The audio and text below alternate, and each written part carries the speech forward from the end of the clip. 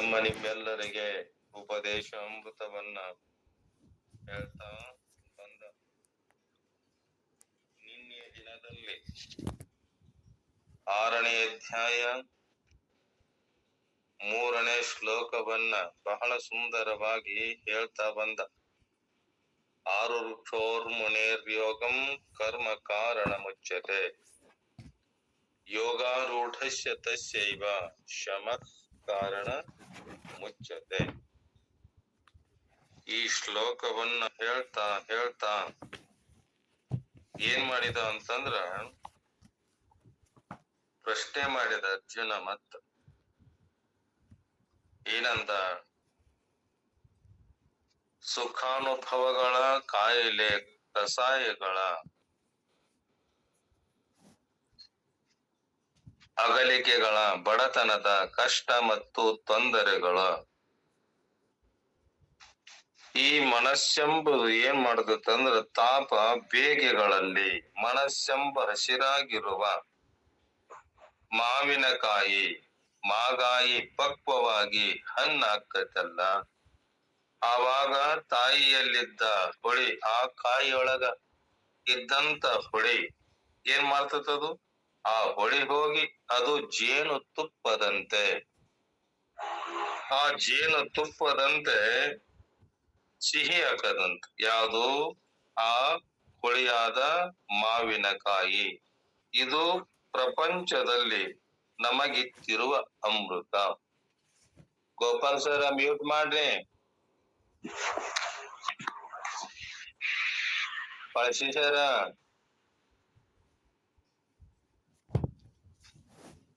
ಈ ಪ್ರಪಂಚ ನಮಗಿತ್ತಿರುವ ಅಮೃತ. ಯೋಗಾರೂಢನಾಗಿರುವವರೆಗೆ, ಯಾವನು ಯೋಗಾರೂಢ ನಾಗೇನಲ್ಲ, ಸ್ವಾರ್ಥರಹಿತ ಕರ್ಮ, ಯೋಗಾರೂಢನಾದ ಆತ್ಮರತಿ, ಇದು ನಿಯಮ. ಅವನು ಯೋಗಾರೂಢನಾಗಿದ್ದಾನನ್ನೋದು ತಿಳಿಯುವುದು ಹೇಗೆ? ಹೇ ಪರಮಾತ್ಮ, ನೀ ಎಲ್ಲ ಯೋಗಾರೂಢ ಅಂತ ಹೇಳಿದಲ್ಲ, ಆ ಯೋಗಾರೂಢ ಆಗ್ಯಾನ ಅಂತ ನಾನು ತಿಳಿದುಕೊಳ್ಳುವುದು ಹೇಗೆ? ಅದನ್ನೊಂದಿಷ್ಟು ನನಗ ತಿಳಿಸಿ ಹೇಳು ಪರಮಾತ್ಮ ಅಂತೇಳಿ ಅರ್ಜುನ ಪ್ರಶ್ನೆ ಮಾಡಿದ್ದ. ಎಲ್ಲೇ? ನಿನ್ನೆಯ ದಿನದಲ್ಲಿ. ಯೋಗಾರೂಢ ಅವ ಹೆಂಗದನ? ಅವ ಹೇಗಿರ್ತಾನ? ಅವನ ಗುಣ ಲಕ್ಷಣಗಳನ್ನ ಅವ ಹೇಗೆ ನಡೀತಾನ? ಹೇಗೆ ಕುಳಿತುಕೊಳ್ತಾನ? ಅವನ ಮಾತುಗಳು ಹೇಗಿರ್ತಾವ? ಅದೊಂದಿಷ್ಟು ನನಗ ಹೇ ಪರಮಾತ್ಮ ತಿಳಿಸಿ ಹೇಳು ಅಂದ. ಅದಕ್ಕೆ ಇವತ್ತಿನ ದಿನದಲ್ಲಿ ಹೇಳ್ತಾನ, ಯದಾ ಹಿ ನೇಂದ್ರಿಯಾರ್ಥೇಷು ನ ಕರ್ಮ ಸ್ವನುಸೃಜ್ಯತೆ ಸರ್ವ ಸಂಕಲ್ಪ ಸನ್ಯಾಸಿ ಯೋಗಾರೂಢಸ್ತದೋಚ್ಯತೆ.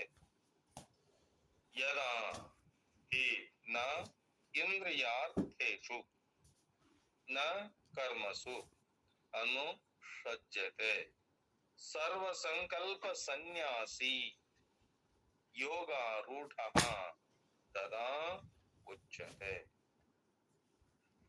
ಯದಾ ಯಾವ ಕಾಲದಲ್ಲಿ ಇಂದ್ರಿಯಾರ್ಥೇಷು ಇಂದ್ರಿಯಗಳ ಭೋಗಗಳಲ್ಲಿ ನ ಅನುಸೃಜ್ಯತೆ ಆಸಕ್ತನಾಗುವುದಿಲ್ಲ, ಮತ್ತ ಕರ್ಮಸು ಹಿ ಕರ್ಮಗಳಲ್ಲಿಯೂ ಕೂಡ ನ ಅನುಸೃಜ್ಯತೆ ಆಸಕ್ತನಾಗುವುದಿಲ್ಲ.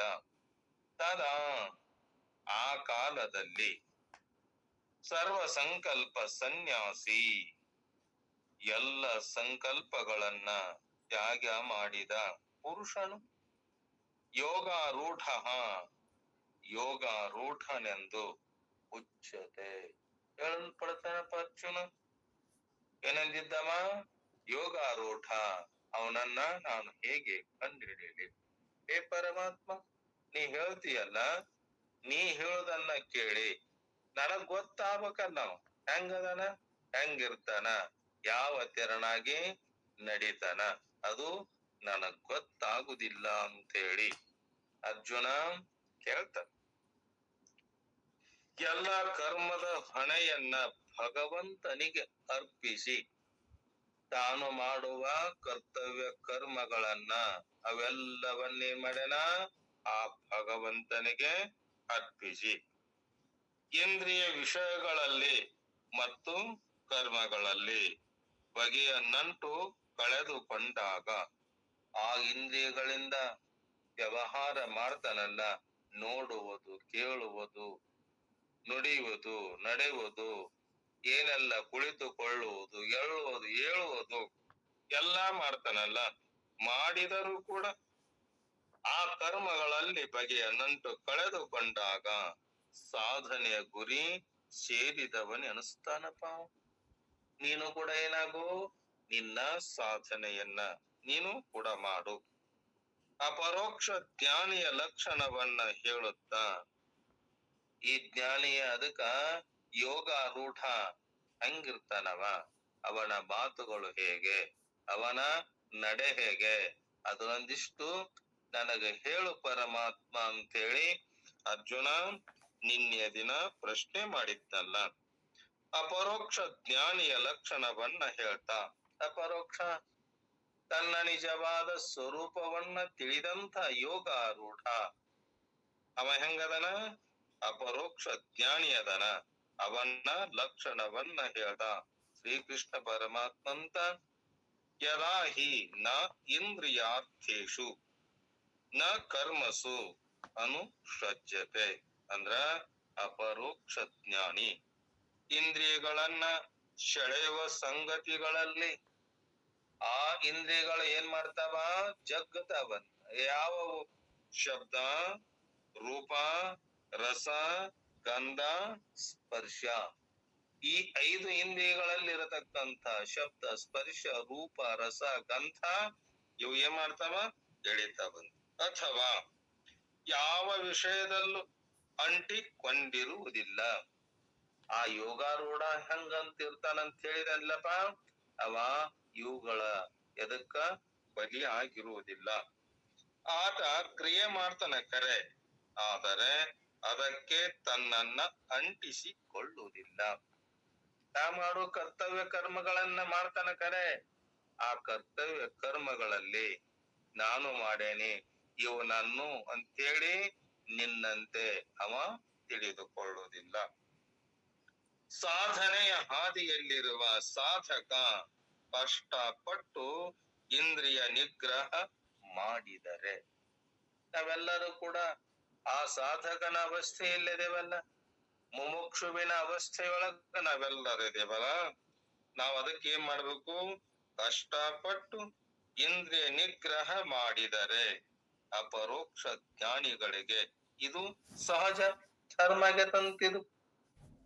ನಮ್ಮ ದೇಹದಲ್ಲಿರುವ ಇಂದ್ರಿಯಗಳನ್ನ, ಮನಸ್ಸನ್ನ, ಬುದ್ಧಿಯನ್ನ ಇವನ್ನೇನ್ ಮಾಡ್ಬೇಕು, ನಮ್ಮ ಹಿಡಿತದಲ್ಲಿ ಇಟ್ಟುಕೊಂಡು ಅವಾಗ ಅಪರೋಕ್ಷ ಜ್ಞಾನಿಗಳು ಆಗಲಿಕ್ಕೆ ಬಹಳ ಸಹಜವಾದ ಧರ್ಮಕ್ಕದು. ಅದಕ್ಕ ಋಗ್ವೇದದಲ್ಲಿ ಹೇಳುವಂತೆ ಏನಂತಾರ ಅವರು, ಜಗತ್ತಿನ ನಿಯಾಮಕ ನರಸಿಂಹ ಅವನ ಬಯಕೆಯೇ ನನ್ನ ಬಯಕೆಯಾಗಲಿ. ಅವನ ಹೃದಯದಲ್ಲಿ ಏನು ಬಯಕೆ ಇದೆ, ಅದೇ ನನ್ನ ಭಾವನೆಯಾಗಲಿ. ಅದಕ್ಕೆ ವಿರುದ್ಧವಾದ ಸಂಕಲ್ಪ ನನಗೆ ಬಾರದೆ ಇರಲಿ. ಈ ರೀತಿಯ ಪರೋಕ್ಷ ಜ್ಞಾನಿ ಬಯಸ್ತಾನಂತ. ಏನನ್ನ ಬಯಸ್ತಾನ, ಯಾವ ನರಸಿಂಹ ಅವತಾರ ಆಗ್ಯಾನಲ್ಲ, ನಿಯಾಮಕನಾದ ಈ ಜಗತ್ತನ್ನ ಪರಿಪಾಲನೆ ಮಾಡುವ ಆ ಪರಮಾತ್ಮದನಲ್ಲ, ಅವನ ಬಯಕೆಯೇ ನನ್ನ ಬಯಕೆ. ಅವ ಹೆಂಗ ಬಯಸ್ತಾನಲ್ಲ ಅದರಂತೆ ಕೂಡ ನನ್ನ ಬಯಕೆ ಆಗಲಿ. ಅವನ ಹೃದಯದಲ್ಲಿ ಏನು ಬಯಕೆ ಇದೆ, ಅದೇ ನನ್ನ ಭಾವನೆಯಾಗಲಿ ಅಂತ ಈ ಮುಮುಕ್ಷು ಆದವ ಕೂಡ, ಅಪರೋಕ್ಷ ಜ್ಞಾನಿಯಾದವ ಕೂಡ, ಯೋಗಾರೂಢನಾದ ಯತಿ ಅವ ಬಯಸ್ತಾನಂತ. ಅವ ಏನನ್ನು ಕೂಡ ಇಂದ್ರಿಯದ ಮೂಲಕ ಅನುಭವಿಸಬೇಕು ಅಂತೂ ಕೂಡ ಎಂದೆಂದು ಬಯಸುವುದಿಲ್ಲ ಅರ್ಜುನ. ನೀನು ಈ ತೆರನಾಗಿ ಜೀವನವನ್ನ ಮಾಡು. ಅವ ಎಂದು ಪರಿತಪಿಸುವುದಿಲ್ಲ. ಇಂದ್ರಿಯದ ಮೂಲಕ ಬಂದ ಅನುಭವದಿಂದ ಪ್ರಭಾವಿತನಾಗಿ ಅದಕ್ಕೆ ಅಂಟಿಕೊಳ್ಳುವುದು ಇಲ್ಲ. ಯಾರು? ಆ ಯೋಗಾರೂಢನಾದಂಥ ಯತಿ ಎಲ್ಲವನ್ನ ತಟಸ್ಥವಾಗಿ ನೋಡ್ತಾ ಇರ್ತಾನಂತ. ನೋಡುದು ತಾನು ಕೂಡ ಎಲ್ಲದಕ್ಕಿಂತ ಬೇರೆಯಾಗಿ ಸಾಕ್ಷಿ ಸ್ವರೂಪನಾಗಿ ತಾನು ನೋಡ್ತಿರ್ತಾನಂತ. ಹಂಗ ಎಲ್ಲದವನ್ನ ತಟಸ್ಥವಾಗಿ ನೋಡ್ತಾ ಇರ್ತಾನ. ನಾವು ಕೂಡ ಸಮುದ್ರದ ತಟದಲ್ಲಿ ಕುಳಿತು, ತಟ ಅಂದ್ರ ಆ ಸಮುದ್ರದ ದಂಡೆಯ ಮೇಲೆ ಕುಳಿತುಕೊಂಡು ಸಮುದ್ರವನ್ನ ನೋಡುತ್ತಿದ್ದರೆ ಆ ಸಮುದ್ರದಲ್ಲಿರುವ ಆ ನೀರನ್ನ ನೋಡ್ತಾ ಇದ್ದೀವಂದ್ರ ಅಲ್ಲಿ ಅನೇಕ ರೀತಿಯ ಅಲೆಗಳು ಬರ್ತಾವಲ್ಲ. ಅಗ್ನಿಶಾಂತವಾದ ಸಾಗರ ಸಮುದ್ರ, ಸಾಕಷ್ಟು ನೀರಿನಿಂದ ಕೂಡಿರುವ ಆ ಸಮುದ್ರ ಗಾಳಿ ಬಿಟ್ಟಾಗ ಎಷ್ಟು ಹತ್ತು ಆಳನ ಎತ್ತರ ತೆರೆಗಳು ಬರ್ತಾವಂತ. ಎಲ್ಲೇ? ಆ ಸಮುದ್ರದಲ್ಲಿ. ಆ ಸಮುದ್ರದ ದಂಡೆಯ ಮೇಲೆ ನಾವು ಕುಳಿತುಕೊಂಡು ನೋಡುವಾಗ ಆ ಸಮುದ್ರದ ಅಲೆಗಳು ನಾನಾ ತರವಾಗಿ ಎತ್ತರವಾಗಿ ಬರ್ತಾ ಇರ್ತಾವಲ್ಲ. ನಾವು ಆ ಅಲೆಗಳನ್ನ ನೋಡಿ ಆನಂದಿಸ್ತಿರ್ತೇವೆ. ಯಾವಾಗ ಹೋಗೇವಿ ಆ ಸಮುದ್ರದ ದಡಲಲ್ಲಿ ಕುಳಿತು ಆ ತೆರೆಗಳನ್ನ ಬರುವುದನ್ನ ನಾವು ಕಣ್ಣಾರೆ ನೋಡಿ ಸಂತೋಷ ಪಡುತ್ತಿರ್ತೇವಲ್ಲ. ಅಲ್ಲಿ ಬರುವ ತೆರೆಗಳ ನಿಯಂತ್ರಣ ನಮ್ಮ ಕೈಯೊಳಗ ಇಲ್ಲ. ಇಲ್ಲ. ಸಮುದ್ರದಲ್ಲಿ ಈಚರನಾಗಿ ಇಷ್ಟು ಎತ್ತರವಾಗಿ ತೆರೆಗಳು ಬರ್ತಾವು. ಅವನ್ನ ನಾವು ತಡಿಬೇಕಂದ್ರ ಅದು ನಮಗೆ ಸಾಧ್ಯವೇ? ನಾವೆಲ್ಲಿ ಕುಂತೇವೆ? ಆ ಸಮುದ್ರದ ದಂಡೆಯ ಮೇಲೆ ಕುಳಿತುಕೊಂಡೇವಲ್ಲ. ಆ ಸಮುದ್ರದಲ್ಲಿ ಗಾಳಿ ಬಿಟ್ಟಾಗ ಏನಕ್ಕವ? ಅಲೆಗಳು ಬಹಳ ಎತ್ತರವಾಗಿ ಅಲೆಗಳು ಬಂದಾಗ ಇವನಷ್ಟು ನಾವು ನಿಯಂತ್ರಿಸಬೇಕು ಅಂತೇಳಿ ನಾವು ಪ್ರಯತ್ನ ಮಾಡಕ್ ಹೋದಿವಂದ್ರ ಆ ತೆರೆಗಳನ್ನ ನಿಯಂತ್ರ ಮಾಡುವ ಶಕ್ತಿ ಸಾಮರ್ಥ್ಯ ಕುಳಿತುಕೊಂಡು ನೋಡುವವರಿಗೆ ಅದು ಸಾಧ್ಯವೇ ಆಗುದಿಲ್ಲ. ಅದಕ್ಕ ಅಲ್ಲಿ ಬರುವ ತೆರೆಗಳ ನಿಯಂತ್ರಣ ನಮ್ಮ ಕೈಯಲ್ಲಿ ಇಲ್ಲ. ಯಾವ ಅಲೆ ಹೇಗೆ ಬಂತೋ ಹಾಗೆ ತಟಸ್ಥವಾಗಿ ಆಸ್ವಾದಿಸುವುದರಲ್ಲಿ ಕೂಡ ಆನಂದವಿದೆ. ಅದ್ ಹೆಂಗ ಬಂದತ್ತಪ್ಪ? ನಾವು ಕಣ್ಣಾರೆ ನೋಡಿ ಆ ಅಲೆಯನ್ನ ನೋಡಿ ಆನಂದಿಸುವುದೇ ಅಷ್ಟೇ. ಹಾಗೆ ಜೀವನ ಸಾಗರದಲ್ಲಿ ನಾವು ಮಾಡುವ ಜೀವನ ಇದು ಒಂದು ಸಾಗರ ಅಂತ, ಸಂಸಾರವೆಂಬ ಸಾಗರ. ಹಾಗೆ ಜೀವನ ಸಾಗರದಲ್ಲಿ ಕಷ್ಟ ಸುಖ ನೋವು ನಲಿವು ಎಲ್ಲವೂ ಅಲೆಗಳಂತೆ ಬಂದು ಬಂದು ಹೋಗುತ್ತಿವೆ. ಹೇ ಅರ್ಜುನ, ಈ ಜೀವನದಲ್ಲಿ ಸಂಸಾರ ಸಾಗರದಲ್ಲಿ ಈ ಜೀವನವೆಂಬ ಸಾಗರದಲ್ಲಿ ಸಾಕಷ್ಟು ದುಃಖಗಳು ಸುಖಗಳು ಬಂದು ಬಂದು ಹೋಗ್ತಾ ಇರ್ತಾವಲ್ಲ. ಅದರ ನಿಯಂತ್ರಣ ನಮ್ಮ ಕೈಯಲ್ಲಿ ಇಲ್ಲ. ನನಗೆ ಯಾಕೆ ಸುಖ ಬಂತು, ನನಗೆ ಯಾಕೆ ದುಃಖ ಬಂತು ಅಂತೇಳಿ ಅವನ್ನ ತಡೆಯಲಿಕ್ಕೆ ನಮ್ಮ ಕೈಯಲ್ಲಿ ಇಲ್ಲ. ಸಮುದ್ರದ ಅಲೆಯನ್ನ ನೋಡಿ ಸಂತೋಷ ಪಟ್ಟಂತೆ ಆ ಸಮುದ್ರದ ದಂಡೆಯ ಮೇಲೆ ಕುಳಿತುಕೊಂಡು ಆ ಅಲೆಗಳನ್ನ ನೋಡಿ ಹೇಗೆ ನಾವು ಸಂತೋಷ ಪಡ್ತೇವಲ್ಲ, ಹಾಗೆ ಜೀವನದ ಈ ಸಾಗರದಲ್ಲಿ ಸುಖ ದುಃಖಗಳು ಬಂದರೂ ಕೂಡ ಆ ಅಲೆಯನ್ನ ನೋಡಿ, ಹಂಗ ಆ ಸಮುದ್ರದ ಅಲೆಯನ್ನ ನೋಡಿ ಸಂತೋಷ ಪಡುವಂತೆ ಈ ಜೀವನದ ಅಲೆಯನ್ನ ಸಹಜವಾಗಿ ನೋಡಿ ಸಂತೋಷ ಪಡುತ್ತಾ ಬಾಳುವುದೇ ಅಪರೋಕ್ಷ ಜ್ಞಾನಿಯ ಲಕ್ಷಣಪ. ಕೇಳಿದ್ದವ ಅಪರೋಕ್ಷ ಜ್ಞಾನಿ ಹೆಂಗಿರ್ತಾನ? ಯೋಗಾರೂಢನ ಜೀವನ ಹೇಗೆ ಇರ್ತದೆ ಹೇ ಪರಮಾತ್ಮ ಅಂತ ಕೇಳಿದ್ದಲ್ಲ. ಅವನ ಜೀವನ, ಅವನ ವ್ಯವಹಾರ, ಅವನ ಲಕ್ಷಣ ಹೀಗಿರ್ತದಪ್ಪ ಅರ್ಜುನ, ನೀನು ಚೆನ್ನಾಗಿ ತಿಳಿದುಕೋ. ಅದಕ್ಕೆ ಶ್ರೀಕೃಷ್ಣ ಪರಮಾತ್ಮ ಅಂದ ಧ್ಯಾನದ ಸಂಪೂರ್ಣ ಪ್ರಕ್ರಿಯೆಯನ್ನ ಮುಂದೆ ನಾನು ವಿವರಿಸ್ತೇನೆ. ಅದಕ್ಕ ನೀನು ಏನ್ ಮಾಡು, ನಮ್ಮ ಮನಸ್ಸನ್ನ ಹೇಗೆ ಸಜ್ಜಗೊಳಿಸಬೇಕು, ಆ ಯೋಗಾರೂಢನಂತೆ ಆ ನಮ್ಮ ಮನಸ್ಸನ್ನ, ಬುದ್ಧಿಯನ್ನ, ಆ ನಮ್ಮ ಚಿತ್ತನ್ನ, ನಮ್ಮ ಅಹಂಕಾರವನ್ನ ಎದರಂತೆ ಆ ಯೋಗಾರೂಢ ಹೇಗೆ ಮಾಡ್ಯಾನಲ್ಲ ಅದರಂತೆ ನಾವು ಸಜ್ಜುಗೊಳಿಸ್ಬೇಕಂತ. ಅದಕ್ಕೆ ಶಬ್ದ ಅಂತ ಹೇಳಿದೆಲ್ಲ ಪರಮಾತ್ಮ. ಆ ಶಬ್ದ ಅಂದ್ರ ಏನಂತಾರ ನಾ ತಿಳ್ಕೊಲಿ, ಅದನ್ನೊಂದಿಷ್ಟು ನನಗೆ ಹೇಳು ಪರಮಾತ್ಮ. ಶ್ರೋತ್ರ ಗ್ರಾಹ್ಯೋ ಗುಣ ಶಬ್ದ, ಶ್ರೋತ್ರೇಂದ್ರಿಯದಿಂದ ತಿಳಿಯುವ ಗುಣವು ಯಾವುದೈತಲ್ಲ ಅದನ್ನ ನೀ ಶಬ್ದ ಅಂತ ತಿಳಿದುಕೋ. ಹೇ ಅರ್ಜುನ, ಯಾವುದು ಶ್ರೋತ್ರ ಗ್ರಾಹ್ಯೋ ಗುಣ, ಯಾವುದೋ ಆ ಶಬ್ದವನ್ನ ಕೇಳುವ ಸಾಮರ್ಥ್ಯ ಅದಕ್ಕಿದೆ, ಶ್ರೋತ್ರೇಂದ್ರಿಯಕ್ಕೈತೆ. ಅದಕ್ಕ ಶ್ರೋತ್ರೇಂದ್ರಿಯದಿಂದ ತಿಳಿಯುವ, ಶ್ರೋತ್ರೇಂದ್ರಿಯ ಅಂದ್ರ ನಮ್ಮ ಕಿವಿಗಳೇನದವಲ್ಲ ಇವಕ್ಕೇನಂತಾರ ಶಾಸ್ತ್ರದಲ್ಲಿ ಶ್ರೋತ್ರೇಂದ್ರಿಯ ಅಂತಾರ. ಎರಡು ಕಿವಿಗಳು, ಆ ಕಿವಿಗಳು ತಿಳಿಯುವ ಗುಣವು ಯಾವುದು, ಅದು ಶಬ್ದ. ಶಬ್ದ ಗುಣಕಮ್ಮ ಆಕಾಶಂ ಅಂತೂ ಕೂಡ ಹೇಳ್ಯಾರಲ್ಲ. ಆ ಶಬ್ದ ಕೇಳುವ, ಆ ನುಡಿಯನ್ನ ಕೇಳುವ ಶಕ್ತಿ ಸಾಮರ್ಥ್ಯ ಎದಕ್ಕಿದೆ, ಆ ಶ್ರೋತ್ರೇಂದ್ರಿಯಕ ಐತಪ್ಪ.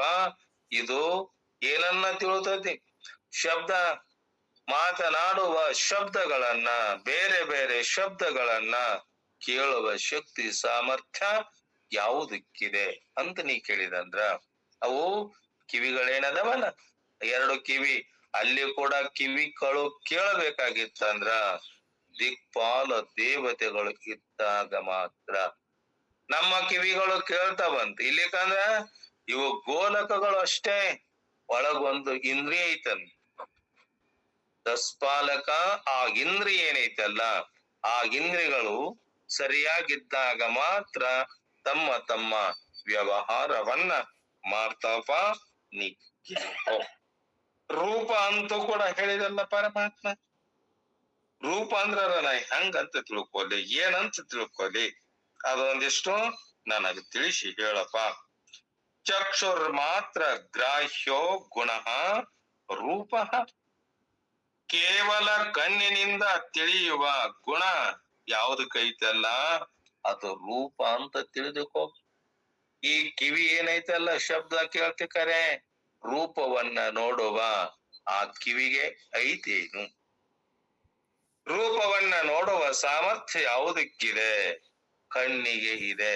ಎರಡು ಕಣ್ಣುಗಳದವಲ್ಲ, ಆ ಕಣ್ಣುಗಳು ಆ ರೂಪವನ್ನ, ಈ ಹೊರಗಿರುವ ಸುಂದರವಾದ ಜಗತ್ತನ್ನ ಹೀಗೆ ಇದೆ ಹಿಂಗ ಇದೆ ಅಂತ ತಿಳಿಸಿಕೊಡುವ ಸಾಮರ್ಥ್ಯ ಆ ಕಣ್ಣುಗಳಿಗಿದೆ. ಅದಕ್ಕ ಚಕ್ಷು ಮಾತ್ರ ಗ್ರಾಹ್ಯ ಗುಣ ರೂಪ, ಕೇವಲ ಕಣ್ಣಿನಿಂದ ತಿಳಿಯುವ ಗುಣ ಅದು ರೂಪ. ಅದನ್ನ ನೀ ತಿಳ್ಕೊ. ಈ ಕಣ್ಣು ಮುಚ್ಚಿ ನೋಡಂದಾಗ ಆ ಹೊರಗಿನವ ರೂಪ ಈ ಜಗತ್ತನ್ನ ನೋಡಲಿಕ್ಕಾಕತೇನಪ್ಪ. ಕಣ್ಣು ಮುಚ್ಚಿದಾಗ ಏನೇನು ಕಾಣುವುದಿಲ್ಲ, ಆ ರೂಪವನ್ನ ಗ್ರಹಣ ಮಾಡುವ ಶಕ್ತಿ ಅವದಕ್ಕಿದೆ, ಎರಡು ಕಣ್ಣುಗಳಿಗಿದೆ. ಆ ಕಣ್ಣಿನಲ್ಲಿ ದೇವತೆ ಇದ್ದಾಗ ಮಾತ್ರ ಕಣ್ಣು ಕಾಂತವದು. ಆ ಕಣ್ಣು ಕಾಣಬೇಕಾದಾಗ ಸೂರ್ಯ ದೇವತೆ ಆ ಕಣ್ಣಿನಲ್ಲಿ ಇದ್ದಾಗ ಮಾತ್ರ ಈ ವಿಶ್ವ ಜೀವ ಜಾಗ್ರದ ಅವಸ್ಥೆಯಲ್ಲಿ ಕೂಡ ಎಲ್ಲಿರ್ತಾನ, ಆ ನೇತ್ರ ಸ್ಥಾನದಲ್ಲಿರ್ತಾನಂತ ಅಂದಾಗ ಆ ರೂಪವನ್ನ ನೋಡುವ ಶಕ್ತಿ ಯಾವಕ್ಕಿದೆ, ಕೇವಲ ಕಣ್ಣಿಗೆ ಇದೆ. ಅದಕ್ಕ ಕಣ್ಣಿನಲ್ಲಿ ಐತೆ ಅಂತ ಅರ್ಜುನ ನೀನು ತಿಳಿದುಕೋ. ರಸ ಅಂತೂ ಕೂಡ ಹೇ ಪರಮಾತ್ಮ ಹೇಳಿದೆಲ್ಲ. ರಸ ಅಂದ್ರ ಏನು, ಅದು ಹೆಂಗ ಕಂಡು ಹಿಡಿತೈತಿ, ಯಾವುದಕ್ಕ ರಸ ತಿಳಿಯುವ ಸಾಮರ್ಥ್ಯ ಐತಿ, ಅದನ್ನೊಂದಿಷ್ಟು ನನಗೆ ಹೇಳು ಅಂದಾಗ ಭುಕ್ತಾನ್ನ ಪರಿಣಾಮ ರಸ. ರಸ ಆ ರಸ ಏನೋ ಊಟ ಮಾಡಿದ ಅನ್ನದ ಪರಿಣಾಮವು. ಯಾವುದು? ಆ ರಸ, ರಸನೇಂದ್ರಿಯ, ನಾಲಿಗೆ, ಎಲುವಿಲ್ಲದ ನಾಲಿಗೆ. ಆ ರುಚಿಯನ್ನ ಕಂಡು ಹಿಡಿಯುವ ಸಾಮರ್ಥ್ಯ ಎಲ್ಲಿದೆ? ಆ ತುದಿ ನಾಲಿಗೆಯಲ್ಲಿ ಇದೆ. ಅಲ್ಲಿ ಕೂಡ ಆಯ್ತನ್ ವರುಣ ದೇವತ ಅದನಂತ. ಎಲ್ಲೇ? ಆ ಜಿಹ್ವೆಗೆ, ಜಿಹ್ವೇಂದ್ರಿಯ ಏನೈತಲ್ಲ ಅಲ್ಲೇ. ಇನ್ನ ಗಂಧ ಅಂತೂ ಕೂಡ ಹೇಳಿದಲ್ಲ ಪರಮಾತ್ಮ, ಅದನ್ನ ಹೆಂಗ ತಿಳ್ಕೊಲಿ? ಎಲ್ಲಿರ್ತದ ಅದು? ಘ್ರಾಣ ಗ್ರಾಹ್ಯತ್ವಂ ಗಂಧತ್ವಂ. ಅದ ಎಲ್ಲಿರ್ತಂದ್ರ ಘ್ರಾಣೇಂದ್ರಿಯಗಿಂತ ಗ್ರಹಿಸುವ ಗುಣದಲ್ಲಿರುವ ಧರ್ಮ. ಘ್ರಾಣೇಂದ್ರಿಯ ಅಂದ್ರ ಮೂಗು, ಸುವಾಸನೆಯನ್ನ ಕಂಡುಹಿಡಿಯುವ, ಅಗದೇ ಸುಂದರವಾಗಿ ಸುವಾಸನೆಯಿಂದ ಕೂಡಿರುವ ದುರ್ಗಂಧವನ್ನ ಕಂಡು ಹಿಡಿಯುವ ಆ ಸಾಮರ್ಥ್ಯ ಯಾವ್ದಕ್ಕಿದೆ? ಘ್ರಾಣೇಂದ್ರಿಯಕ್ಕೈತೆ. ಘ್ರಾಣೇಂದ್ರಿಯ ಅಂದ್ರ ಒಂದು ಮೂಗಿದ್ದರೂ ಕೂಡ ಎರಡು ಸೊಳ್ಳೆ ಅದ್ರಾಗ ಹೋಲದವ, ಎರಡು ಹೋಲು. ಒಂದೇ ಮೂಗಿನಲ್ಲಿ ನಡಕ ಹೇಗೆ ಕಂಬದಂತೆ ಚರ್ಮ ಗ್ವಾಡಿಯಾಗಿ ಇದ್ದಂತೆ ಇದೆಯಲ್ಲ, ಆ ಮೂಗಿನಲ್ಲಿ ಆ ಎರಡು ರಂಧ್ರಗಳದವಲ್ಲ, ಆ ರಂಧ್ರದಿಂದ ಏನು ನಾವು ಉಸಿರಾಟವನ್ನ ಮಾಡ್ತೇವಲ್ಲ, ಶ್ವಾಸ ಆಗಲಿ ಉಚ್ಛ್ವಾಸವಾಗಲಿ ಪ್ರಾಣವಾಯು ಹೋಗುವುದು ಬರುವುದು ಮಾಡ್ತತಲ್ಲ, ಅದು ಘ್ರಾಣೇಂದ್ರಿಯ. ಅದರಿಂದ ನೀನು ತಿಳಿಯುವ ದುರ್ಗಂಧ ಆಗಲಿ ಸುಗಂಧ ಆಗಲಿ. ಯಾರಾದರೂ ಕೂಡ ತುಪ್ಪ ಕಾಸರಿ ಹಿಂದ ಘಮ ಘಮ ಅಂತಿತ್ತಂತ. ಯಾರು ಅಡಿಗೆ ಮಾಡುವಾಗ ಒಗ್ಗರಣೆಯನ್ನ ಕೊಟ್ರ ಏನಪ್ಪ ಅಡಿಗೆ ಅಂತ ಘಮ ಘಮ ಅಂತಂತೇಳಿ ಅದನ್ನ ಕಂಡುಹಿಡಿಯುವ ಸಾಮರ್ಥ್ಯ ಅದಕ್ಕಿದೆ, ಆ ಘ್ರಾಣೇಂದ್ರಿಯ ಇದೆ.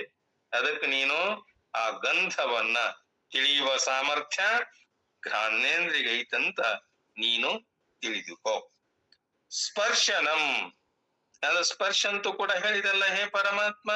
ಆ ಸ್ಪರ್ಶ ಅಂದ್ರ ನಾ ಹೆಂಗ ತಿಳ್ಕೋಲಿ? ಅದೊಂದಿಷ್ಟು ನನಗ ನೀ ಹೇಳು ಅಂದಾಗ ತ್ವಗೇಂದ್ರಿಯ ಜನ್ಯಂ ಪ್ರತ್ಯಕ್ಷಂ. ಇದು ಏನು? ಸ್ಪರ್ಶ. ಆ ಸ್ಪರ್ಶ ತ್ವಗೇಂದ್ರಿಯದಿಂದ ಹುಟ್ಟಿದ ಸ್ಪರ್ಶದ ಪ್ರತ್ಯಕ್ಷ ಜ್ಞಾನಕತೆ.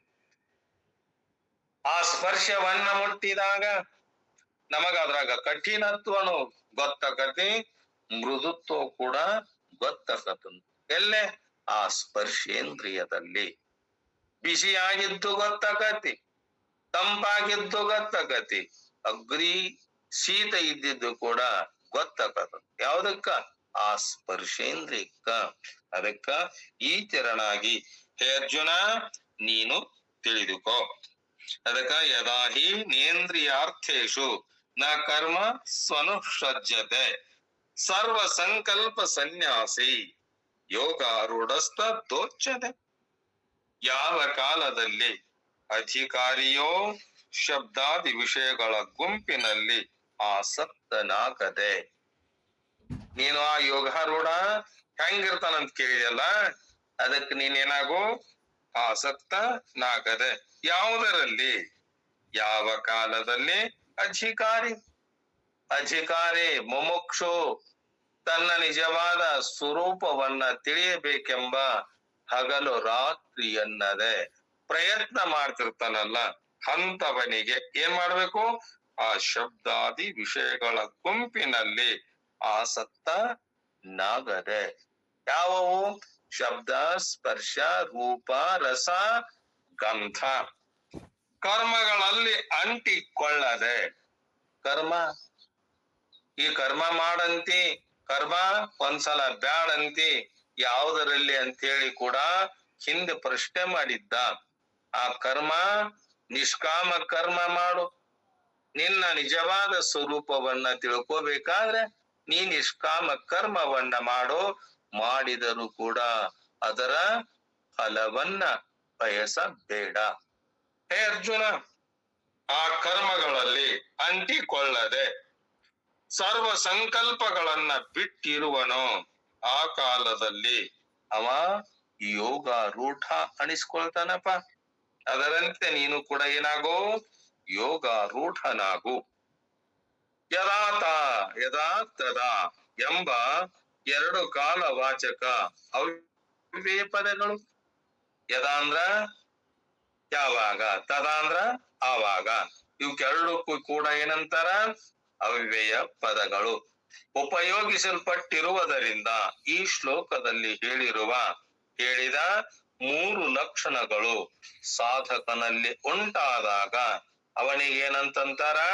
ಅವನೇ ಯೋಗಾರೂಢ ಅಂತ ಗೌರವಯುಕ್ತವಾದ ಹೆಸರು ಸಾರ್ಥಕ ಆಕತಪ್ಪ.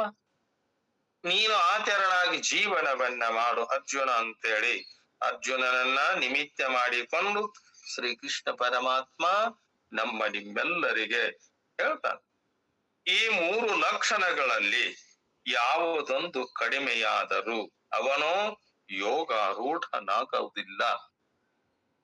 ಒಂದು ಲಕ್ಷಣ ಅದರೊಳಗೆ ಕಡಿಮೆ ಆದರೆ ಅವ ಏನಾಗುವುದಿಲ್ಲ? ಯೋಗಾರೂಢ ಆಗುವುದಿಲ್ಲ. ಆ ಲಕ್ಷಣಗಳಂದೆಲ್ಲ ಪರಮಾತ್ಮ. ಆ ಲಕ್ಷಣಗಳಂದ್ರ ಏನು? ಅದಕ್ಕ ಅದನ್ನೊಂದಿಷ್ಟು ನನಗೆ ತಿಳಿಸಿ ಹೇಳು ಪರಮಾತ್ಮ. ಯಾಕ? ನಾನು ಸಾಧನೆಯನ್ನ ಮಾಡಾಕತ್ತೇನಲ್ಲ, ಆ ಸಾಧನ ಅವಸ್ಥೆಯಲ್ಲಿ ನಾದೆನೆಲ್ಲ. ಅದಕ್ಕ ಅದನ್ನೊಂದಿಷ್ಟು ನನಗೆ ತಿಳಿಸಿ ಹೇಳು. ಇಂದ್ರಿಯಾರ್ಥಗಳಾದ ಶಬ್ದಾದಿ ವಿಷಯಗಳಲ್ಲಿ ಆಸಕ್ತಿ ಇಲ್ಲದಿರುವುದು, ಇದು ಒಂದನೆಯದ್ದು. ಇಂದ್ರಿಯಗಳಲ್ಲಿ, ಶಬ್ದಾದಿಗಳಲ್ಲಿ, ಆ ಶಬ್ದಾದಿ ವಿಷಯಗಳಲ್ಲಿ ಆಸಕ್ತಿ ಇಲ್ಲದಿರುವುದು. ಶಬ್ದ, ಸ್ಪರ್ಶ, ರೂಪ, ರಸ, ಗಂಧ ಇವೇನದವಲ್ಲ, ನಮ್ಮ ಮನಸ್ಸನ್ನ, ನಮ್ಮ ಇಂದ್ರಿಯಗಳನ್ನ ಎಲ್ಲಾ ಕಡೆ ಎಳೆದುಕೊಂಡು ಹೋಗಿ ಕೊಡಬಾರದ ದುಃಖವನ್ನ ಕೊಡ್ತಾವಂತ. ಆ ಮನಸ್ಸು ಆ ಜೊತೆಗೆ ಹೋದರೆ, ಇಂದ್ರಿಯಗಳ ವ್ಯವಹಾರವನ್ನ ಮಾಡುವಗೋಸ್ಕರವಾದ ಹೋದರೆ ಅವೇನ್ ಮಾಡ್ತಾವ? ಕೊಡಬಾರದ ಕಷ್ಟಗಳನ್ನ ಕೊಡ್ತಾವಂತ. ಕರ್ಮಗಳಲ್ಲಿ ಆಸಕ್ತಿ ಇಲ್ಲದೆ ಇರುವುದು, ಇದು ಎರಡನೇ ಲಕ್ಷಣ. ಮೊದಲು ಒಂದೇ ಲಕ್ಷಣ ಏನಂತ ತಿಳ್ಕೊ. ಇಂದ್ರಿಯಾರ್ಥಗಳಾದ ಶಬ್ದಾದಿ ವಿಷಯಗಳಲ್ಲಿ ಆಸಕ್ತಿ ಇಲ್ಲದಿರುವುದು. ಇದನ್ನ ಹೇ ಅರ್ಜುನ ನೀನು ಚೆನ್ನಾಗಿ ತಿಳಿದುಕೋ. ಕರ್ಮಗಳಲ್ಲಿ ಆಸಕ್ತಿ ಇಲ್ಲದೆ ಇರುವುದು, ಇದು ಎರಡನೇ ಲಕ್ಷಣ. ಹೇಳಿದ್ದನ್ನ ಮರಿಬೇಡ. ಮರೆತೆ ಅಂದ್ರೆ ಮರಳಿ ಸಿಗುವಂಥದ್ದು ಅಲ್ಲ. ಇದನ್ನ ನಿನ್ನ ಜೀವನದಲ್ಲಿ ಅಳವಡಿಸಿಕೊಂಡು ನೀನು ಅದನ್ನ ಸಾಧನೆ ಮಾಡು. ಸರ್ವ ಸಂಕಲ್ಪಗಳನ್ನ ಪರಿತ್ಯಜಿಸುವುದು. ಯೋಗಾರೂಢ ಹೆಂಗಿರ್ತಾನ? ಅವ ಹೆಂಗ ಕುಳಿತುಕೊಳ್ತಾನ? ಅವನ ನಡೆ ಹೇಗೆ? ಅವನ ನುಡಿ ಹೇಗೆ? ಅವನ ವ್ಯವಹಾರ ಹೇಗೆ ಅಂತ ನೀ ಕೇಳಿದ್ದಲ್ಲ, ಈ ತೆರನಾಗಿರ್ತಾನ ನೋಡಪ್ಪ. ನೀನು ಯೋಗಾರೂಢನಾಗಬೇಕಂದ್ರ ನೀನೇನ್ ಮಾಡು? ಆ ಇಂದ್ರಿಯಾರ್ಥಗಳಾದ ಶಬ್ದಾದಿ ವಿಷಯಗಳಲ್ಲಿ ಆಸಕ್ತಿ ಇಲ್ಲದಿರುವುದು ಒಂದು ಲಕ್ಷಣ. ಕರ್ಮಗಳಲ್ಲಿ ಆಸಕ್ತಿ ಇಲ್ಲದೆ ಇರುವುದು, ಇದು ಎರಡನೇ ಲಕ್ಷಣ. ಸರ್ವ ಸಂಕಲ್ಪಗಳನ್ನ ಪರಿತ್ಯಜಿಸುವುದು, ಇದು ಮೂರನೆಯ ಲಕ್ಷಣ. ಮರಿಬೇಡ. ಮರೆತರೆ ಮರಳಿ ಸಿಗುವಂಥದ್ದು ಅಲ್ಲ. ಯೋಗಾರೂಢನನ್ನ ಗುರುತಿಸಲು ಇವು ವರಗಲ್ಲಂತ. ಹೇಗೆ? ಭಕ್ತಾರ ಏನ್ ಮಾಡ್ತಾನ? ಬಂಗಾರ ಹೌದು ಅಲ್ಲೋ, ಇದು ನಿಜವಾದ ಬಂಗಾರೋ ಅಥವಾ ಡೂಪ್ಲಿಕೇಟ್ ಬಂಗಾರ ಅಂತೇಳಿ ಏನ್ ಮಾಡ್ತಾನವ? ತಾನ ಕೊಟ್ಟಾನ ಖರೆ. ಬಂಗಾರದಿಂದ ಸಾಮಾನುಗಳನ್ನ ಮಾಡಿ ನಾವು ಹಣವನ್ನ ಕೊಟ್ಟಾಗ, ರೊಕ್ಕ ಕೊಟ್ಟಾಗ, ಅರ್ಥವನ್ನ ಕೊಟ್ಟಾಗ ಏನ್ ಮಾಡ್ಯಾನ? ತಾನು ಮಾಡಿರುವ ಆ ಬಂಗಾರದಿಂದ ಮಾಡಿರುವ ಆಭರಣಗಳನ್ನ ನಮಗ್ ಕೊಟ್ಟಾನ ಖರೆ. ಕೊಟ್ಟರು ಕೂಡ ಆ ಆಭರಣಗಳಲ್ಲಿ ಬಂಗಾರದಿಂದ ಮಾಡಿರುವ ಉಂಗರ ಆಗಲಿ, ಸರ ಆಗಲಿ, ಏಕಿ ಆಗಲಿ, ಗೋರ್ಮಾಳ ಆಗಲಿ, ಏನೇ ಮಾಡಿ ಕೊಟ್ಟಾನಂದರು ಕೂಡ ಮರಳಿ ತಗೋಬೇಕಾತಂದ್ರೆ ಏನ್ ಮಾಡ್ತಾನವ? ಹೊರಗಲ್ಲಿ ಹಚ್ತಾನ. ಏನಿದು ಡೂಪ್ಲಿಕೇಟ್ ಐತೋ ಒರಿಜಿನಲ್ ಐತೋ? ತಾನ ಕೊಟ್ಟಾನ ಖರೆ, ಕೊಟ್ಟರು ಕೂಡ ಹೊರಗಲ್ಲಿ ಹಚ್ತಾನಲ್ಲ, ಅದರಂತೆ ಯೋಗಾರೂಢನನ್ನ ಗುರುತಿಸಲು ಇವು ವರೆಗಲ್ಲು. ಇವುಗಳಲ್ಲಿ ಇಂದ್ರಿಯಾರ್ಥಗಳಾದ ವಿಷಯಾದಿಗಳಲ್ಲಿ ಆಸಕ್ತಿ ಇರುವವನಿಗೆ, ಆಸಕ್ತಿ ಇಲ್ಲದಿರುವವನಿಗೆ ಆತ್ಮವಿಚಾರ ಶ್ರವಣದಲ್ಲಿ ಏನಕತಿ? ಅವ ಆಸಕ್ತಿ ಇಲ್ಲ ಅಂದ್ರ ಎಲ್ಲೇ ತನ್ನ ಆತ್ಮವಿಚಾರದ ವಿಷಯದಲ್ಲಿ ಆಸಕ್ತಿ ಇಲ್ಲದಿರುವವನಿಗೆ ಆತ್ಮವಿಚಾರ ಶ್ರವಣದಲ್ಲಿ ಅವಂಗೇನಾಗುದಿಲ್ಲ? ಏಕಾಗ್ರತೆ ಉಂಟಾಗುವುದಿಲ್ಲ. ಯಾಕಾಗುದಿಲ್ಲ? ಆ ಇಂದ್ರಿಯಗಳು ಬೇರೆ ಬೇರೆ ಕಡೆ, ದೇಹ ಇಲ್ಲೇ ಕುಂತೈತಿ ಖರೆ, ಆದರೂ ಕೂಡ ಮನಸ್ಸು ಎಲ್ಲೇ ಹೋಗಿದೆ. ಅಂತವನಿಗೆ ಏನಾಗುದಿಲ್ಲ? ಆತ್ಮ ಸಾಕ್ಷಾತ್ಕಾರ ಆಗುದಿಲ್ಲಪ್ಪ. ವಿಷಯಗಳಲ್ಲಿಯ ದೋಷಗಳನ್ನ ಕಂಡು ವಿರಕ್ತಿ ಉಂಟಾದಾಗ ಮಾತ್ರ ಮನಸ್ಸು ಹೊರಗೆ ಹೋಗದೆ, ಆ ವಿಷಯಗಳಲ್ಲಿ ದೋಷ ದರ್ಶನವನ್ನ ಕಂಡಾಗ ಅಯ್ಯೋ ಅಲ್ಲಿ ನಾನು ಹೊರಗೆ ಹೋಗಿದ್ದೆ ಕರೆ, ಅಲ್ಲೇನಿದೆ ವಿಷಯದ, ಅದರಿಂದ ದುಃಖಕತೆ, ಮನಸ್ಸು ಏಕಾಗ್ರ ಆಗುದಿಲ್ಲ ಅಂತೇಳಿ ತಿಳಿದುಕೊಂಡು ಆ ವಿರಕ್ತಿ ಉಂಟಾದಾಗ ತನ್ನ ನಿಜವಾದ ಸ್ವರೂಪವನ್ನ ತಿಳಿಬೇಕಾತಂದ್ರ ಅದಕ್ಕ ಜ್ಞಾನವೂ ಬೇಕು, ವಿರಕ್ತಿಯೂ ಬೇಕು, ವೈರಾಗ್ಯ ಬೇಕು. ಮನಸ್ಸು ಹೊರಗೆ ಹೋಗದೆ ಅಂತರ್ಮುಖವಾಗಿ ಏಕಾಗ್ರವಾಗಿದ್ದು ಶ್ರವಣಾದಿಗಳ ಫಲವಾದ ಆತ್ಮಜ್ಞಾನವನ್ನ ಪಡೆಯಬಲ್ಲಪವ ಯಾರೋ? ಆ ಯೋಗಾರೂಢ. ಅದರಂತೆ ನೀನು ಕೂಡ ಇಂದ್ರಿಯಗಳ ಕಡೆ ಹೊರಗೆ ಹೋಗಲಾರದೆ ಮನಸ್ಸನ್ನ ಏನ್ ಮಾಡು? ಅಂತರ್ಮುಖ ಮಾಡು. ಅದಕ್ಕ ಇಲ್ಲಿ ವಿಷಯಾದಿಗಳಲ್ಲಿ ಆಸಕ್ತಿ ಇಲ್ಲದವನು ಮಾತ್ರ ಅವ ಏನಕ್ಕನ? ಯೋಗಾರೂಢಕ್ಕನ. ಆ ವಿಷಯಗಳ ಕಡೆ ಮನಸ್ಸು ಹೋದರೆ ಬಾಹ್ಯ ವಿಷಯಗಳಲ್ಲಿ ಕ್ಷಣಿಕ ಸುಖಕ್ಕಾಗಿ ಸಾಗರದಷ್ಟು ದುಃಖವನ್ನು ಅನುಭವಿಸ್ಬೇಕಾಗತ್ತೆ. ಕ್ಷಣಿಕ ಸುಖ ಒಂದು ಕ್ಷಣದಲ್ಲಿ ಪಡಬಾರದ ಕಷ್ಟಗಳನ್ನ ನಾವು ಪಡಬೇಕಾಗತ್ತ. ಈ ಮಾನವ ಜನ್ಮ ಮರಳಿ ಮರಳಿ ಬರುವಂಥದ್ದು ಅಲ್ಲವೇ ಅಲ್ಲ. ಏಕಶ್ಚಿತ್ ಸಿಕ್ಕತಂತಿದು ಯಾವುದು? ಈ ಅರಿವಿನ ಜನ್ಮ, ಈ ನರ ಜನ್ಮ, ಈ ಮಾನವ ಜನ್ಮ. ಇದು ಸಿಕ್ಕಾಗ ನಾವೇನ್ ಮಾಡ್ಬೇಕು? ಪ್ರಯತ್ನ ಮಾಡಿ ಆ ಇಂದ್ರಿಯಗಳನ್ನ ಜಯಿಸಿ ಅದರಲ್ಲಿ ವಿರಕ್ತಿ ಉಂಟಾಗಿ ನಮ್ಮ ಆತ್ಮದ ಸಾಕ್ಷಾತ್ಕಾರವನ್ನ ಮಾಡುವ ಶಕ್ತಿ ಸಾಮರ್ಥ್ಯ ಯಾವ ಜನ್ಮಕ್ಕೈತಿ? ಇದೇ ಮಾನವ ಜನ್ಮಕ್ಕೈತಿ. ಯೋಗಾರೂಢನಾಗಲಿಕ್ಕೆ ಕೂಡ ಇದೇ ಮಾನವ ಜನ್ಮದಲ್ಲಿ ಐತಿ. ಅದಕ್ಕ ಕರ್ಮದಲ್ಲಿ ಆಸಕ್ತಿ ಇಲ್ಲದೆ ಇರುವುದು. ಕರ್ಮ ಮಾಡು ಕರೆ, ಆ ಮಾಡಿದರೂ ಕೂಡ ಆ ಕರ್ಮ ಫಲದಲ್ಲಿ ಆಸಕ್ತಿಯನ್ನ ಹೊಂದಬೇಡ ಅರ್ಜುನ. ಅಂತರಂಗ ಚಿತ್ತದಲ್ಲಿ ಆತ್ಮ ಸಾಕ್ಷಾತ್ಕಾರವಾದಾಗ ಬಾಹ್ಯ ಸಂಬಂಧಗಳಾದ ಯಾವ ಕರ್ಮದಲ್ಲಿಯೂ ಕೂಡ ಚಿತ್ತಕ್ಕೆ ರುಚಿ ತೋರುವುದಿಲ್ಲ. ಹೇಗೆ ನಾಲಿಗೆಗೆ ಆ ರುಚಿಯನ್ನ ನೋಡಬೇಕಾದಾಗ, ಅಮೃತವನ್ನ ಸೇವನೆ ಮಾಡಿದಾಗ ಇನ್ನೊಂದು ಪದಾರ್ಥಗಳು ರುಚಿಯಾಗಬಹುದೇ? ಯಾವುದಕ್ಕ? ಆ ರಸನೇಂದ್ರಿಯಕ್ಕ. ಅದರಂತೆ ಏನ್ ಮಾಡು? ಇಂದ್ರಿಗಳು ಮನಸ್ಸು ಅಂತರ್ಮುಖವಾಗಿ ಉಪರತಿಯನ್ನ ಪಡೆದಿರುವುದರಿಂದ ಆ ಅವಸ್ಥೆಯಲ್ಲಿ ಕರ್ಮ ಪ್ರವೃತ್ತಿ ಏನಾಗುವುದಿಲ್ಲ? ಸಂಭವಿಸುವುದಿಲ್ಲಪ್ಪ. ಅದಕ್ಕೆ ನಿನ್ನ ಮನಸ್ಸಿನಲ್ಲಿ ವಿರಕ್ತಿ ಉಂಟಾದಾಗ, ಆ ಜ್ಞಾನವನ್ನ ಅರಿತಾಗ ನಿನಗೇನಕತಿ? ಇನ್ನೊಂದು ವಿಷಯಗಳಲ್ಲಿ ಆ ರುಚಿಸುವುದಿಲ್ಲ. ಯಾಕಂದ್ರ ಕರ್ಮ ಪ್ರವೃತ್ತಿಗೆ ಇಂದ್ರಿಯ ಮನಸ್ಸುಗಳು ಬಹಿರ್ಮುಖವಾಗಿರಬೇಕಾಗತ್ತಲ್ಲ. ಆದರೆ ಇದು ಸಾಧನೆ ಉನ್ನತದ ದಿಶೆಗೆ ಸಂಬಂಧಪಟ್ಟ ವಿಷಯ. ಕೆಲವರು ಏನ್ ಮಾಡ್ತಾರ? ಮಹಾಪುರುಷರು ಸಾಧನೆಗಳು ಪೂರ್ತಿಯಾಗಿ ಸಾಧ್ಯ ವಸ್ತುವಾದ ತಮ್ಮ ಆತ್ಮ ಸಾಕ್ಷಾತ್ಕಾರ ಲಭಿಸಿದ ಮೇಲೆಯೂ ಕೂಡ ಲೋಕೋಪಕಾರಾರ್ಥವಾಗಿ ನಿತ್ಯ ನೈಮಿತ್ತಿಕಾದಿ ಕರ್ಮಗಳನ್ನ ಆಸಕ್ತರಾಗಿ ಆಚರಿಸುತ್ತಲೇ ಇರುತ್ತಾರೆ. ತಾವು ಮಾಡುವ ಕರ್ತವ್ಯ ಏನು ಇಲ್ಲ ಖರೆ, ಆದ್ರೂ ಕೂಡ ಯಾಕೆ ಮಾಡ್ತಾರ? ತಮ್ಮ ಆತ್ಮ ಸಾಕ್ಷಾತ್ಕಾರ ಆದ ಮೇಲೆ ಮಹಾನುಭಾವಿಗಳು, ಬಲ್ಲವರು, ಜ್ಞಾನಿಗಳು, ಶಿವಯೋಗಿಗಳು ಮತ್ತ ತಾವು ತಮ್ಮ ನಿಜವಾದ ಸ್ವರೂಪವನ್ನ ತಿಳ್ಕೊಂಡಾರಂದ ಮೇಲೆ ಯಾಕೆ ಅವ್ರ ಕರ್ಮ ಮಾಡ್ತಾರ?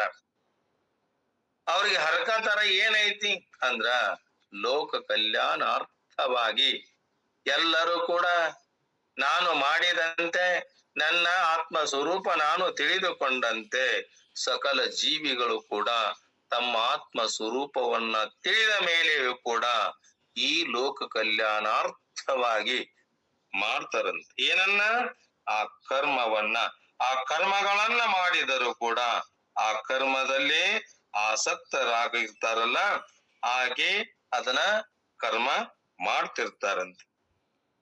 ಸರ್ವ ಸಂಕಲ್ಪಗಳನ್ನ ಪರಿತ್ಯಜಿಸುವುದು, ಕರ್ಮಗಳನ್ನ ನಾನು ಮಾಡುತ್ತೇನೆ, ಅವುಗಳ ಫಲವನ್ನ ಭೋಗಿಸುತ್ತೇನೆ ಎಂಬ ಮನೋವೃತ್ತಿ ರೂಪವಾದ ಸಂಕಲ್ಪವು ಕೂಡ ಆ ಸಂಕಲ್ಪಕ್ಕೆ ವಿಷಯವಾಗಿರುವ ಅನೇಕ ಪ್ರಕಾರದ ಕಾಮವು ಕೂಡ ಆ ಕಾಮಗಳಿಗೆ ಸಾಧನವಾದ ಕರ್ಮವು ಎಲ್ಲ ಸೇರಿ ಸರ್ವ ಸಂಕಲ್ಪಗಳನ್ನಿಸ್ತವಂತಿವು. ಎಲ್ಲವೂ ಕೂಡಿಕೊಂಡಾಗ ಇವು ಸರ್ವ ಸಂಕಲ್ಪಗಳನ್ನಿಸ್ತವಂತ. ಈ ಸರ್ವ ಸಂಕಲ್ಪಗಳನ್ನ ಬಿಟ್ಟವನು ಅವನೇ ಯೋಗಾರೂಢಪ. ಹಾಗೆ ನೀನು ಕೂಡ ಯೋಗಾರೂಢ ಹಾಗೂ ಸಂಕಲ್ಪಗಳು ಕೂಡ ಅವೇನದವ? 3 ಪ್ರಕಾರದವ. ಯಾವುವು ಸಂಕಲ್ಪಗಳು? ಮಲಿನ ಸಂಕಲ್ಪ 1, ಶುದ್ಧ ಸಂಕಲ್ಪ 1, ನಿಸ್ಸಂಕಲ್ಪ 1. ಇವನನ್ನ ನೀನು ಚೆನ್ನಾಗಿ ತಿಳಿದುಕೋ. ಇವುಗಳಲ್ಲಿ ಅಂದ್ರ ಸಾಧನದ ದೆಸೆಯಲ್ಲಿ ಶುದ್ಧ ಸಂಕಲ್ಪದ ಬಲದಿಂದ ಮಲಿನ ಸಂಕಲ್ಪವನ್ನ ನಿರ್ಮೂಲ ಮಾಡಿಕೊಳ್ಳಬೇಕು. ಏನ್ ಮಾಡ್ಬೇಕು ನೀನು? ಸಾಧನ ದೆಸೆಯಲ್ಲಿ ಇದ್ದಾಗ ಶುದ್ಧ ಸಂಕಲ್ಪ ಬಲದಿಂದ ಮಲಿನವಾದ ಸಂಕಲ್ಪ, ಹೇಗೆ? ಮಲಿನವಾದ ಬುದ್ಧಿಗೆ ಆತ್ಮದ ಸಾಕ್ಷಾತ್ಕಾರ ಆಗುವುದಿಲ್ಲಂತೂ ಕೂಡ ಸಾಧು ನಿಶ್ಚಲ ದಾಸಾಜಿ ಅವ್ರಿಗೆ ಹೇಳ್ಯಾರಲ್ಲ. ಶುದ್ಧವಾದ ಬುದ್ಧಿಗೆ ಆತ್ಮ ಸಾಕ್ಷಾತ್ಕಾರ, ಮಲಿನವಾದ ಬುದ್ಧಿಗೆ ಆತ್ಮ ಸಾಕ್ಷಾತ್ಕಾರ ಆಗುವುದಿಲ್ಲ ಅಂತ ಸ್ಪಷ್ಟವಾಗಿ ಹೇಳ್ಯಾರಲ್ಲ. ಯಾರು? ವಿಚಾರ ಸಾಗರಕಾರರು, ಸಾಧು ನಿಶ್ಚಲ ದಾಸಜವರು. ಅದಕ್ಕೆ ನಾವೇನ್ ಮಾಡ್ಬೇಕು? ಶುದ್ಧ ಸಂಕಲ್ಪದ ಬಲದಿಂದ ಮಲಿನ ಸಂಕಲ್ಪವನ್ನ ನಿರ್ಮೂಲ ಮಾಡಿಕೊಳ್ಳಬೇಕು. ಅಂದ್ರ ಶಾಸ್ತ್ರಾಧ್ಯಯನ ಸತ್ಸಂಗಾದಿಗಳಿಂದುಂಟಾದ ಪವಿತ್ರ ಸಂಕಲ್ಪದಿಂದ ಅದಕ್ಕಿಂತ ಪೂರ್ವದಲ್ಲಿದ್ದ ಮಲಿನ ಸಂಕಲ್ಪವನ್ನ ತೊಡೆದುಕೊಳ್ಳಬೇಕು. ಎಲ್ಲಿವರೆಗೆ ಆ ಮಲಿನವಾಗಿರುವ ಸಂಕಲ್ಪವನ್ನ ನಾವು ತೊಳೆದುಕೊಳ್ಳುವುದಿಲ್ಲವೋ ಅಲ್ಲಿವರೆಗೆ ನಮ್ಮ ಅಂತಃಕರಣ ಪರಿಪಕ್ವ ಆಗುವುದಿಲ್ಲ. ಎಲ್ಲಿವರೆಗೆ ಅಂತಃಕರಣ ಶುದ್ಧಿ ಆಗುವುದಿಲ್ಲ ಅಲ್ಲಿವರೆಗೆ ನಮ್ಮ ಆತ್ಮ ಸಾಕ್ಷಾತ್ಕಾರದ ಸ್ವರೂಪ, ನಮ್ಮ ನಿಜವಾದ ಆತ್ಮ ಸ್ವರೂಪ ಅದನ್ನ ತಿಳಿಯಲಿಕ್ಕೆ ಆಗುವುದಿಲ್ಲ.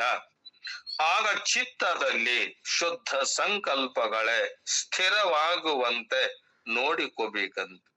ಮಲಿನ ಆ ಸಂಕಲ್ಪ ಶುದ್ಧ ಸಂಕಲ್ಪದಿಂದ ಮಲಿನವಾದ ಸಂಕಲ್ಪವನ್ನ ನಿರ್ಮೂಲ ಮಾಡಿಕೊಂಡು ನಂತರ ಆ ಚಿತ್ತದಲ್ಲಿ ಶುದ್ಧ ಸಂಕಲ್ಪಗಳೇ ಸ್ಥಿರವಾಗಿರುವಂತೆ ಮಾಡಿಕೊಂಡು ಸದಾ ಇರಬೇಕಂತ. ಸ್ವಚ್ಛವಾಗಿರುವ, ಶುದ್ಧವಾಗಿರುವ, ನಿರ್ಮಲವಾಗಿರುವ. ಅನಂತರ ಕಾಲದಲ್ಲಿ ನೆಟ್ಟ ಮುಳ್ಳನ್ನ ಮತ್ತೊಂದು ಮುಳ್ಳಿನಿಂದ ತೆಗೆದು, ಈಗ ಇಲ್ಲ ಮುಳ್ಳು ನಟ್ಟೈತಂತ ಹೇಳಿ ದಬ್ನ ತಗೊಂಡು ಹಡ್ಡಾಕ್ ಹಾದಿವಂದ್ರ ಆ ಮುಳ್ಳು ಬರಬಹುದೇ? ಕಾಲಿನಲ್ಲಿ ನಟ್ಟಿರುವ ಮುಳ್ಳು ಅದನ್ನೇನ್ ಮಾಡಬೇಕು? ಮುಳ್ಳಿನಿಂದಲೇ ತೆಗೆಯಬೇಕಲ್ಲದೆ ಡಬ್ಬಣದಿಂದ ಆ ಕಬ್ಬಿಣದ ತುಂಡಿನಿಂದ ತೆಗಿತೇನಂದ್ರ ತೆಗಿಯಲಿಕ್ಕೆ ಆಕ್ಕೈತೇನು? ಆಗುದಿಲ್ಲ. ಹಾಗೆ ನೆಟ್ಟ ಮುಳ್ಳನ್ನ ಮತ್ತೊಂದಿನಿಂದ ಮುಳ್ಳಿನಿಂದ ತೆಗೆದು ಎರಡನ್ನು ಬೀಸಾಡುವಂತೆ. ಇಲ್ಲ, ನಟ್ಟಿರುವ ಮುಳ್ಳು ನನಗ ಅದು ತೆಗದತ್ತಂತೇಳಿ ತೆಗೆದಿರುವ ಮುಳ್ಳನ್ನ ಇಟ್ಟುಕೊಳ್ಳಲಿಕ್ಕಾಕ್ಕತೇನು? ಅದು ಕೂಡ ಚುಚ್ಚುದ. ಯಾವುದು ಮುಳ್ಳು? ಆತ್ಮ ಸಾಕ್ಷಾತ್ಕಾರವಾದ ಮೇಲೆ ಶುದ್ಧ ಸಂಕಲ್ಪ ಸಹ ಅದು ಹೊರಟು ಹೊಕ್ಕತಂತ. ನಮ್ಮ ನಿಜವಾದ ಸ್ವರೂಪವನ್ನ ನಾವು ತಿಳಿದುಕೊಂಡ ಮೇಲೆ ಆ ಶುದ್ಧವಾಗಿರುವ ಆ ಸಂಕಲ್ಪ ಅದು ಹೊಕ್ಕತಂತ. ಅನಂತರ ಆ ಸ್ಥಿತಿಯ ದೃಶ್ಯ ಪದಾರ್ಥಗಳ ವಿಷಯವಾಗಿ ಯಾವ ಸಂಕಲ್ಪವು ಕೂಡ ಉಳಿಯುವುದಿಲ್ಲ.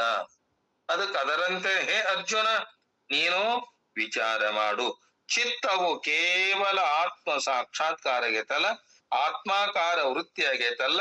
ಸರ್ವ ಸಂಕಲ್ಪ ಸನ್ಯಾಸ ಸ್ಥಿತಿ ಎಂದರೆ ಶೂನ್ಯವೆಂದು ಭಾವಿಸ ಕೂಡದು. ಇದು ಶೂನ್ಯ ಅಂತ ಹೇಳಿ ನೀನು ತಿಳಿದುಕೊಳ್ಳಬೇಡ. ಯಾಕಂದರೆ ಅಲ್ಲೇನಿದೆ? ಪ್ರಜ್ಞಾರೂಪ ಆತ್ಮ ಚೈತನ್ಯವು ಸಾಕ್ಷಿಯಾಗಿ ಇದ್ದೇ ಇರ್ತತಿ. ಶೂನ್ಯ ಅಂತ ತಿಳಿಯುವುದು ಕೂಡ ಯಾವುದರಿಂದ ನೀ ತಿಳಿದುಕೊಂತಿ? ಶೂನ್ಯ ಎಲ್ಲ ಶೂನ್ಯ ಅಂತ ನೀನೇನಾರ ನಿನ್ನ ಮನಸ್ಸಿನಲ್ಲಿ ಬಂದಿದ್ದರೆ ಆ ಶೂನ್ಯ ಅನ್ನೋದು ಕೂಡ ಯಾವುದರಿಂದ ತಿಳಿದೆಪಾ ಅಂತ ಪ್ರಶ್ನೆ ಮಾಡಿದರೆ ಅಲ್ಲೇನಿಲ್ಲ, ನಿನಗೆ ಹೇಳಲಿಕ್ಕೆ ಅರ್ಥ ಇಲ್ಲ. ಅದಕ್ಕ ಪ್ರಜ್ಞಾರೂಪ ಆತ್ಮ ಚೈತನ್ಯ ಸಾಕ್ಷಿಯಾಗಿ ಇದ್ದೇ ಇರ್ತದೆ. ಆಗ ಚಿತ್ತವು ಏನಾಗಿರುತ್ತದೆ ಅಂತ ಹೇಳಿ ಮಧ್ಯಾಹ್ನದ ಸೂರ್ಯನ ಬಿಸಿಲಿನಂತೆ ದೀಪವಿದ್ದಂತೆ ಇರ್ತದಂತ. ಯಾವುದು? ಅದು ನಮ್ಮ ಆತ್ಮ ಜ್ಯೋತಿ. ಎಲ್ಲರ ಹೃದಯದಲ್ಲಿ ಅಡಕವಾಗಿರುವ ಅಂತ ಆತ್ಮ ಜ್ಯೋತಿ ಅದಕ್ಕ ಬೆಳಗುತ್ತಿದೆ. ವಿಮಲ ಪರಂ ಜ್ಯೋತಿ ಬೆಳಗುತ್ತಿದೆ.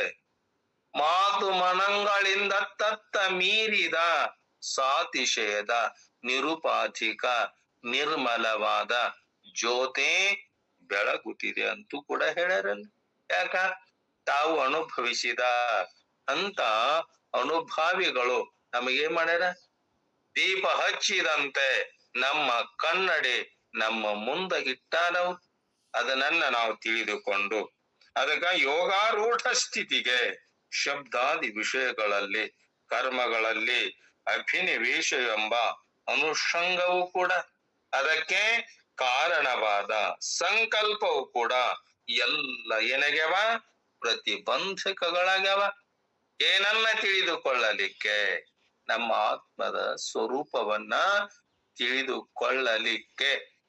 ಆ ಪ್ರತಿಬಂಧಕ ಅದು ಅಂತಂದ್ರ ಆತ್ಮ ಸಾಕ್ಷಾತ್ಕಾರವನ್ನ ಮಾಡಿಕೊಳ್ಳಲಿಕ್ಕೆ ಆಗುದಿಲ್ಲಪ್ಪ. ಅದಕ್ಕ ಅಭಿನಿವೇಶ ಆ ಕ್ಲೇಶಗಳು ಕೂಡ ಹೊರಟು ಹೋಗ್ಬೇಕಂತ. ಈ ಪ್ರತಿಬಂಧಗಳು ತಗಲುತ್ತಲೇ ಆ ಯೋಗ ರೂಢವೆಂಬ ಉನ್ನತ ಸ್ಥಿತಿ ಕೂಡ ಪ್ರಾಪ್ತ ಆಗತ್ತಪ್ಪ. ಅರ್ಜುನ, ಈ ಯೋಗ ರೂಢ ಹೆಂಗಿರ್ತಾನ? ಅವನ ನಡೆ ಹೇಗೆ? ಅವನ ನುಡಿ ಹೇಗೆ?